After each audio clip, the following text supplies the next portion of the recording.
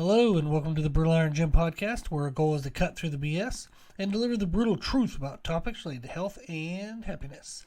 Today's podcast is number 1441.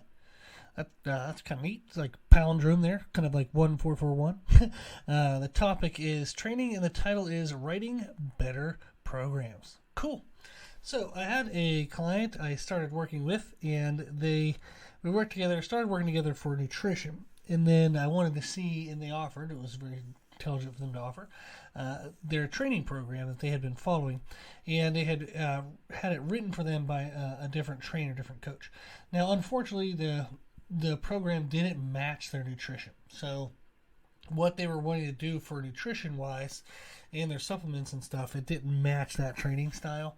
So the trainer was an ex-athlete, I believe, and they gave this client an athlete-based program. However, this client wants to maximize aesthetics and get super shredded. So it didn't work. It was not the same. So I wanted to go through and just kind of talk, when I was looking through the programming, just some things I think that can help everybody kind of write better programs. So that's what we're going to be focusing on here. Now, first of all, just a good way to write programs. Now, if you, say you write your own program, this is still helpful for you. This obviously sounds like it's geared more towards people who write programs, like trainers, which, fair enough, it is. So if it sounds that way, it is. If it quacks like a duck. But if you write your own programs, this is still very helpful to there's a lot of good information here. So the first thing is to make it visually appealing. Just make the program look good.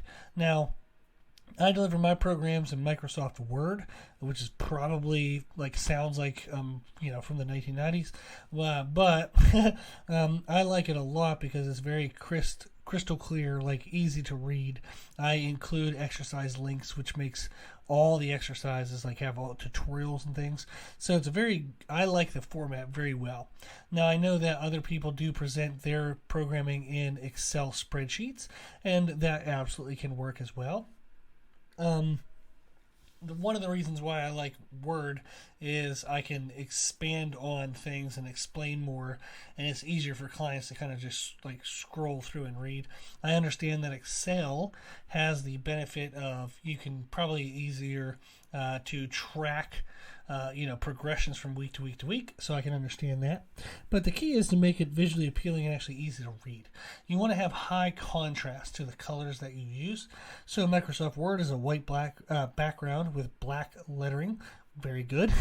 I have seen other trainers, and in this example here, that the athlete-based trainer, where there's not very good contrast. So this person had black writing, and the cells, the rows, the horizontal rows, were alternating between a light gray and a dark gray with black writing, and it was just really hard to read. I actually just reformatted the thing to even bother trying to read through it. So that is something that you might not think much of, and you might think you're being obvious at it, but it's a good thing to kind of double check yourself. Is this easy to read and easy to understand? I also wouldn't say that with all the technology that's available nowadays, when you're writing programs, you should include, if you're writing programs for other people, include exercise tutorials, because they're always available. So I think that really does help if you do online type coaching. Or you're emailing, writing a program and sending it to a friend or sending it to somebody. If you can include exercise tutorials, that really helps a lot, because the person can they can see what you have written in written form, but it's good for them to visually see somebody move and do the movement as well. Then, the other thing that's not going to be as obvious, but it's something to kind of be aware of or think through, is that the program should match the goal. So like I said, this example was an athlete who wrote a program for somebody who wants to maximize aesthetics. Just very different structures. So this client is supposed to be training 6 days a week. Very high frequency. Very, very, very high frequency. The higher the frequency of training, meaning a lot of things, sorry, just so many things to get through, but the higher the frequency of training, the less compound movements you should perform. And the reason why is because you're using your joints every time you train. If you're doing that with heavy compound movements, and every exercise is using one or two similar joints, you're going to run into a lot of kind of small, acute little issues, like your elbow bugs you, your shoulder bugs you, your knee bugs you, because you're just getting too much frequency of damage loading into the connective tissues around the joints. So, for example, if this client has 6 days a week of training, you don't want them doing squats and deadlifts on day 1 and squats and deadlifts on day 4. Plus they have bench press work. They have, like, say, renegade rows, barbell bent over rows, and all these other days. You're going to run into a lot of joint pain. Not initially. So for some people, and like CrossFitters, you'll be one in this category, is you might blitz through the program in the first 2 or 3 weeks, and it's not until weeks 4 or 5 or 6 that you start having some kind of weird annoyance, and you wonder, what are you doing wrong then? It's not what you've done wrong then, it's what you've done wrong the first 3 weeks that's adding up. So then you have to try to make sure your food is right, your sleep is right to make up for it. You start using Theragun and all this tape on your body and all these things, when it's actually the programming itself. So the higher frequency that a program has, you should reduce the amount of compound movements, large, big, heavy base compound movements.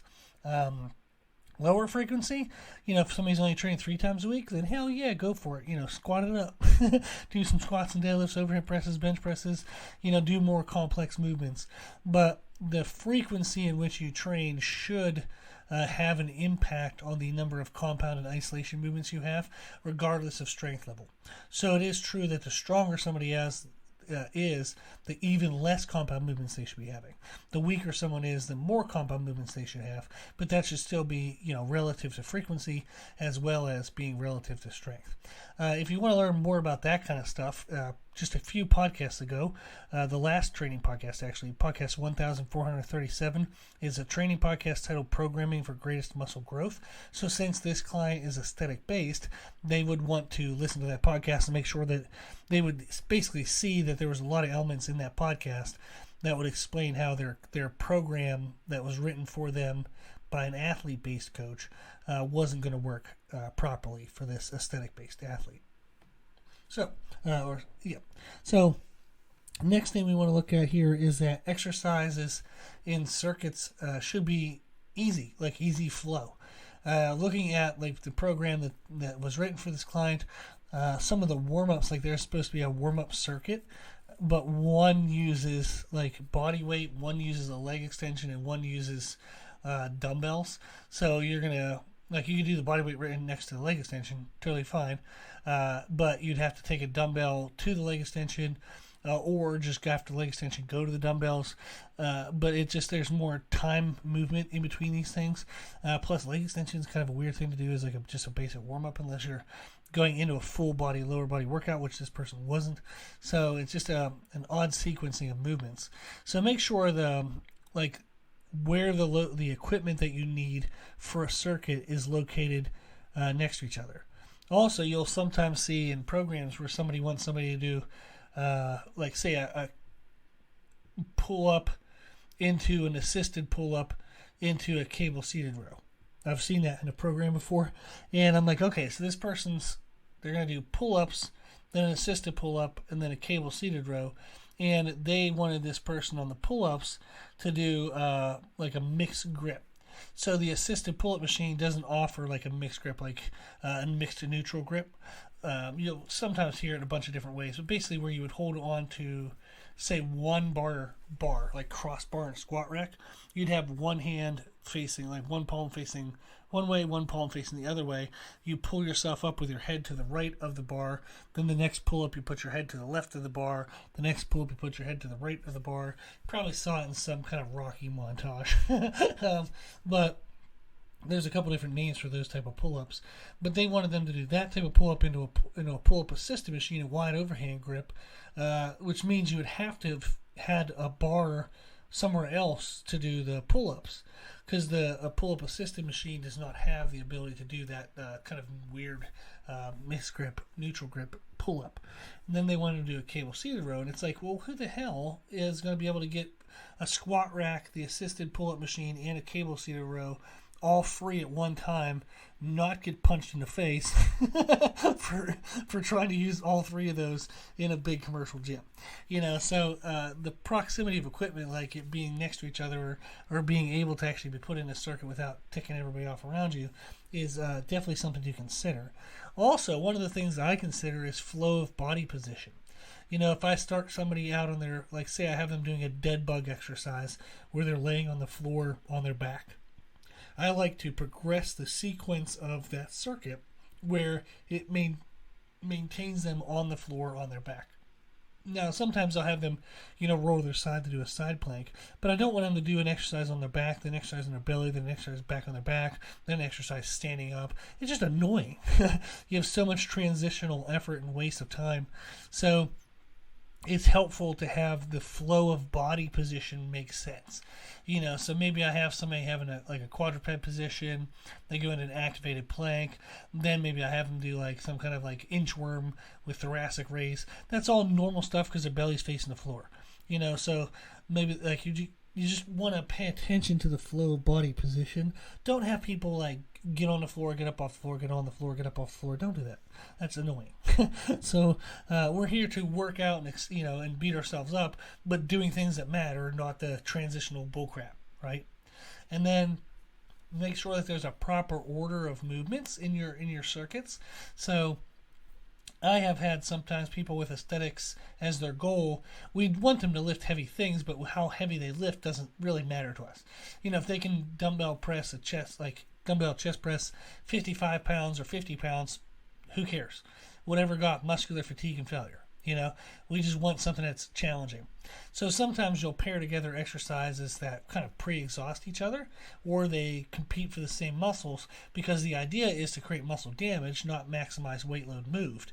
So sometimes pairing movements that compete for the same muscles together, it makes sense because it pushes muscles to further failure. However, you have to make sure you have the right order of things. So for example, I've seen a program before where a person had somebody do dumbbell skull crushers into chest presses, but they wanted the idea from the programmer was to maximize chest growth. And I'm like, well, that's a horrible idea, because if you wear out the tricep, you fatigue the triceps doing skull crushers, and then you go into trying doing chest presses, you will not fail the chest presses because of your chest muscles. You'll fail them because your triceps are worn out. So by doing triceps before you do chest presses, you're limiting the damage that you can create within the chest. It would be better to do chest flies before chest presses.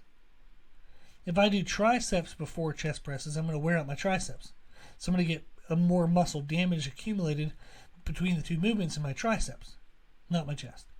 So it's very important to make sure that the order of movements connects with what your intention is. You want the desired targeted muscle to be the most fatigued muscle among the circuit. So you have to be very careful about the exercises you choose to make sure that a secondary muscle isn't fatiguing first.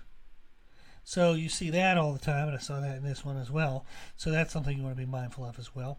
Another one we have is just the workout order. Make sure the order of things makes sense.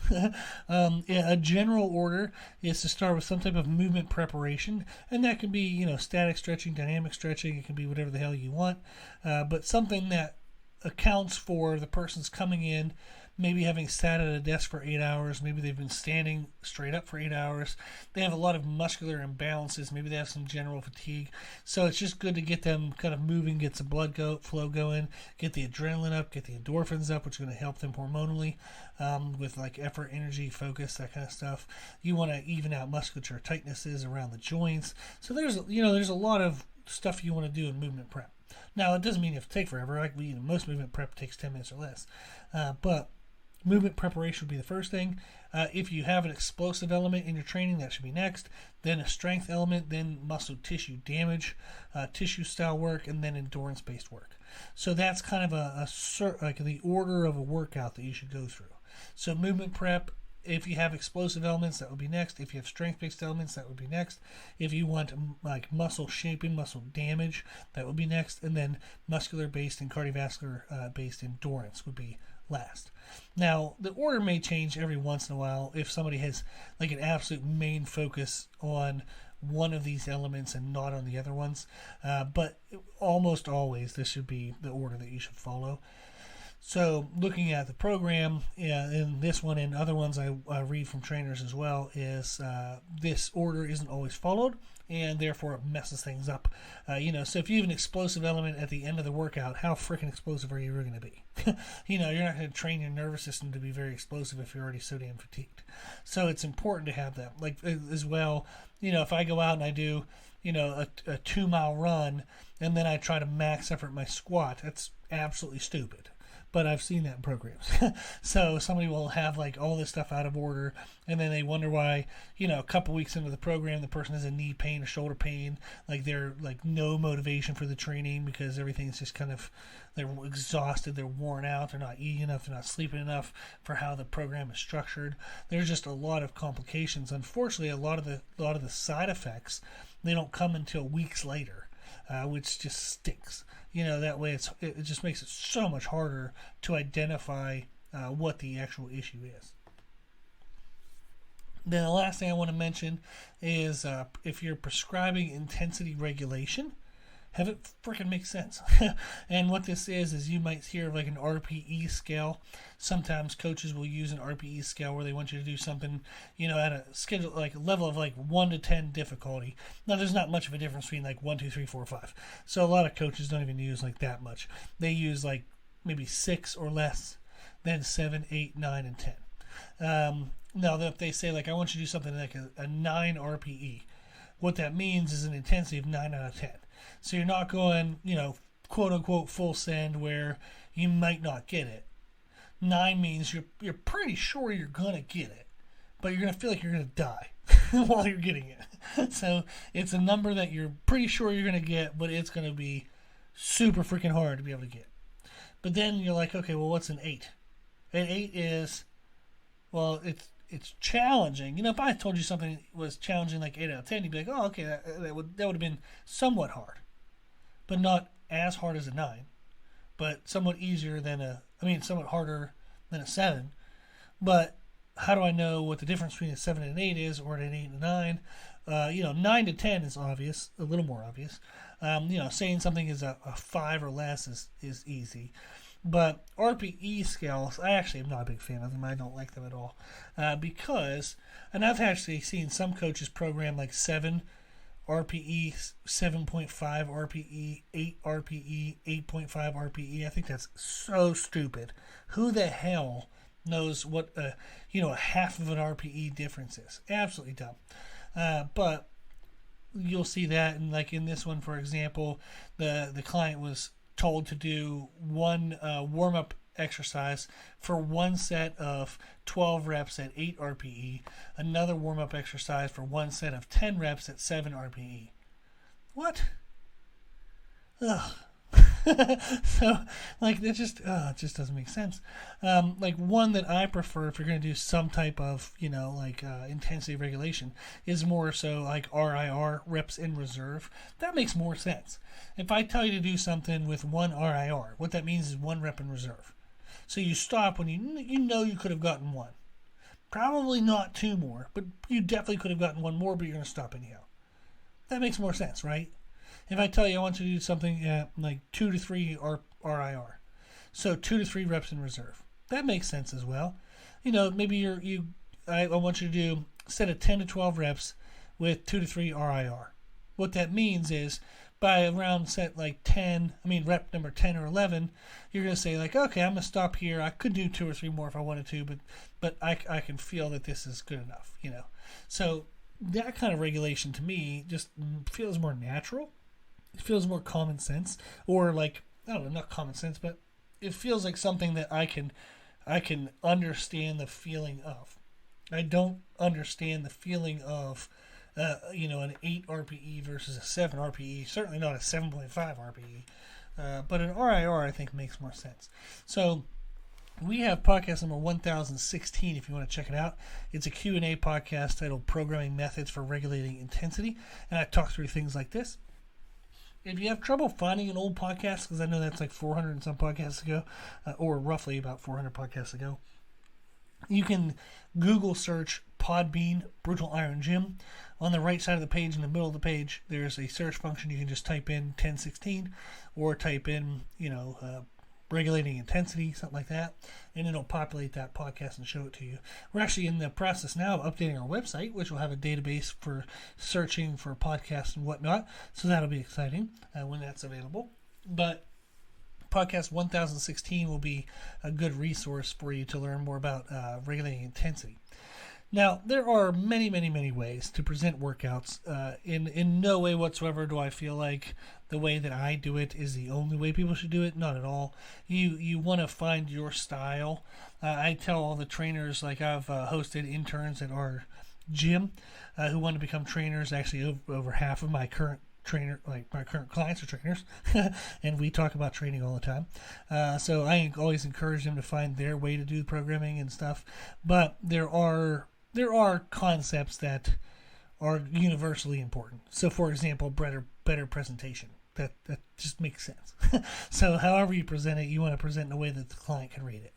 So that's stuff that's all very helpful. So just remember the client's perspective and pay attention to the flow of the exercise. Think about how it feels. You want to know, is something uncomfortable? If I have somebody do, scapular retractions from their elbows into a plank variation also on their elbows, and then I have them do, maybe some kind of pike hip movement that warms up like the hips and gets glutes active, but that's still on their elbows. It's like, oh my gosh, that's way too much stuff. Their forearms and elbows are going to be in pain. So you want to make sure that what you're asking them to do, it's not uncomfortable, it's not inconvenient. You're not having them stand up, lay down, go to this piece of equipment, go back to that piece of equipment. So just have things feel right. And that's where, like, way back when in podcast 264, so literally years ago, podcast 264, it was a trainer education podcast titled Do It First. And this is one of the things I tell all the trainers I work with is make sure you've done the exercises yourself. So any exercise I've ever given to a client, I have done it. Now that's pretty bonkers because I have an exercise list of over 2,000 exercises, but I've been training for 20 years. So, I have done every exercise, so I know what it's going to feel like. I know, okay, does this annoy your knee? Does this annoy your elbow? Like, if you put too much weight on your outside of your foot, does that make a problem to this? So if somebody tells me, like, oh, my back's kind of pumped up when I'm doing this, my lower back gets pumped up, I can be like, well, make sure you put pressure on your heel, make sure you bend your knee a little bit. The focus is more so bending at the hip, but you don't have to lock your knee out. And then all of a sudden, boom, they feel fine. So it's knowing what it feels like to know then what modifications you can make to make it feel more efficient and get rid of like annoying little pains. So this is hopefully a podcast that I think just kind of presented a couple different topics, gave you some food for thought, but I thought it was helpful to kind of talk through programming elements that if we are more aware of, we can kind of do a better job at, and therefore you can write better programs. Cool. Well, if you have any questions, just reach out or email us brutalironGym@gmail.com. I'm working on a service now with a couple trainers who I do their nutrition coaching, for their clients. So I'm working with them to create trainer templates. So you can go online now and buy like programming. If you're, a bikini athlete and you want to do a bikini competition, you can go on and buy programming. But if you want to coach somebody to bikini, what should your programs look like? So what we're doing is we're creating templates that would actually teach you how to write the workouts for that category. And it has some specific workouts that you can use to get started with, but it also teaches you categorically what exercises in what order, what sets and reps, that kind of stuff. So if you're interested in any of those, just shoot me an email, brutalironGym@gmail.com, and I'll hook you up with that service, and we'll kind of talk through that process with you. But a lot of the trainers have been asking for help with that. Just streamlines their job, makes their training more consistent if they have trainers that they work with. So if they hire trainers, a personal training director, for example, they want to have more consistency within their programming. So all that stuff is available. If you want it, just reach out and let me know. Cool. Again, our email is brutalirongym@gmail.com. Well, thank you for listening. If you do like our podcast, please consider sharing it. The more people we share the podcast with, the more people we can help. That's the whole goal. Thank you to the patrons of the podcast, people who financially support the podcast. The podcast is well over $1,000 a year for hosting costs. I give an hour to it every single day. I like to do it every day, and we're going to try to keep it for free. The donations go a long way towards that. They help pay some of that cost for the hosting, which then makes it more reasonable to keep this going. So thank you very much for your donations. You can consider donating at our website, www.brutalirongym.com. There's an option there for a one-time donation, monthly donation, yearly donation. Even $5 a month goes a long way. I appreciate it. And we all do. That way we have a podcast. If you like the information we share in our podcast, you can find more from us on our social media channels on Instagram, Facebook, Twitter, and YouTube under the name Brutal Iron Gym. If you have any questions, feedback, suggestions, anything you want to know, let us know at our email at brutalirongym@gmail.com. As always, I hope this was helpful, and thank you for listening.